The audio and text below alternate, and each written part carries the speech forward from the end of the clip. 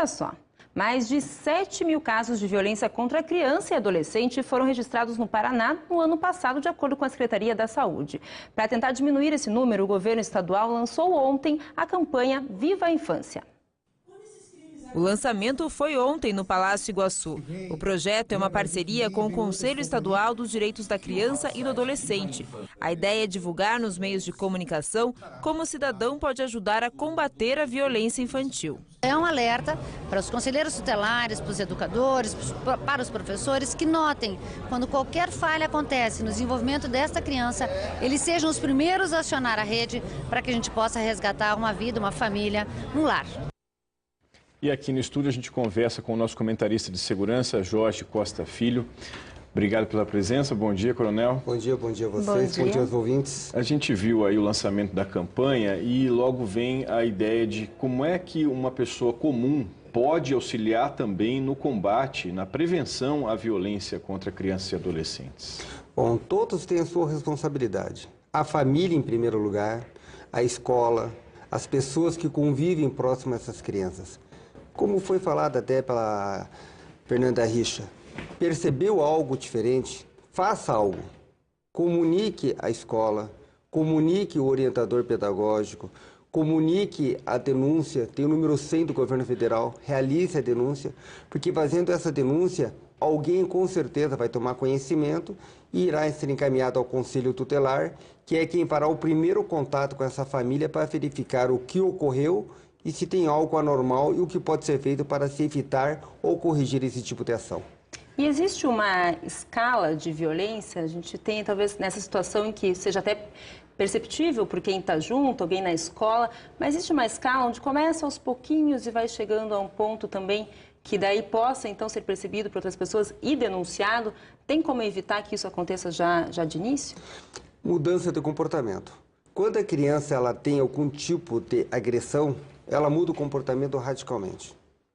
Se ela é alegre, ela começa a ficar triste. Se ela é expansiva, ela se retrai, ela começa a cair rendimento escolar. Então, se o problema é em casa, a professora ela vai notar no comportamento em sala de aula e no rendimento escolar. Se for fora de casa, a própria família também vai perceber o mesmo comportamento. Essa criança ela altera, digamos, 180 graus. Se ela age de uma forma, ela vai agir totalmente o contrário. Então, esse é o primeiro indício. Com essa detecção desse comportamento, conversar, procurar verificar o que aconteceu.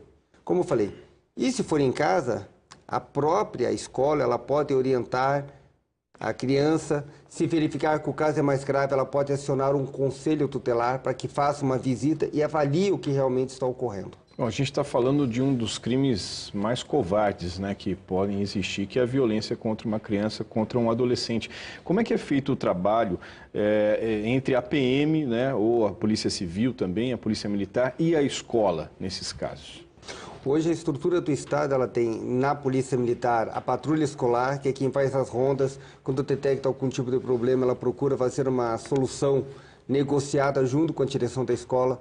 Tem o ProERD, onde é feita a formação das crianças, visando para que elas principalmente se conscientizem contra o não uso das drogas, até usando a concepção de que o problema que a droga traz, não é que não use a droga, o efeito que a droga traz para o organismo.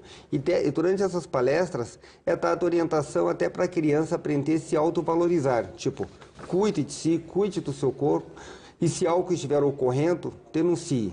Então, esse é o trabalho feito pela Polícia Militar. Para a Polícia Civil já é a parte mais investigativa, é a Polícia Judiciária. Quando detectado o problema e chega ao conhecimento da delegacia no interior, qualquer delegacia, ou na capital, onde tem as especializadas, Delegacia da Criança e do Adolescente, aí é feito um trabalho de investigação e isso tudo sendo acompanhado pelo próprio Conselho Tutelar. E nos casos mais graves, já se encaminha para o Ministério Público para providências realmente mais duras pela própria Justiça. E no caso de quem acompanha um caso desses, né? Por exemplo, um vizinho, alguém que vê em casa uma situação, vê perto de casa, vê na rua uma situação dessa, essa pessoa deve denunciar e pode ainda ser responsabilizada por isso, né? Com certeza. Então, veja só, hoje foi resolvido um problema que era o que, digamos, travava a denúncia. a pessoa via um comportamento errado realizado por um vizinho contra um filho, o que acontecia? Ele, com medo de entrar em atrito com o vizinho, ele se omitia. Acaba sendo até conivente indiretamente, porque quem não denuncia acaba sendo conivente. Hoje, como eu falei, tem o número 100, que a pessoa pode ligar e fazer a denúncia e preservar até a sua identidade, ela não precisa tanto se expor. Então, isso está facilitando com que o cidadão comum faça a denúncia, porque o problema era, faça a denúncia, não acontece nada, depois eu vou continuar com uma briga com o meu vizinho. Então, hoje não tem mais desculpa. Tem meios de fazer a denúncia, tem como fazer a denúncia, ou seja, todos têm que fazer a sua parte. Hoje não tem mais desculpa. Volta e meia surge a discussão sobre a questão da redução da maioridade penal por envolvimento de crianças na criminalidade, mas também não é o caso, né, mais do que se discutir isso, talvez seja o caso de se mudar a legislação para punir mais os adultos que envolvem crianças em crimes, que também é um caso muito grave de violência que a gente tem no país. Com certeza. Veja só, com relação à diminuição da maioridade penal, eu creio que é muito difícil, até porque ela é uma cláusula considerada pétrea na Constituição. Mas o que pode ser feito é aumentar o tempo de pena para os menores. Isso é uma mudança simples no Estatuto. Agora, o fundamental, como você falou, é mudar o conceito de quem utiliza o menor no crime. Então, fazer uma pena mais severa, mais grave, para quem usa o menor. Então, usou o menor no grupo, na quadrilha, independente do grau de periculosidade, se é crime hediondo ou não, essa pessoa já terá uma pena muito mais acrescida. E se durante o crime, o menor ou cometer um crime, ou resultar num crime hediondo, ou seja, apertar o maior. Apertando-se o maior na pena, com certeza eles irão corromper menos os menores. Que também é uma forma de abuso, né, esse aliciamento de menores. Obrigada, capitão Costa, pela participação, pela entrevista aqui no Bom Dia Paraná. Um bom dia para você. Obrigado. Obrigado, bom dia.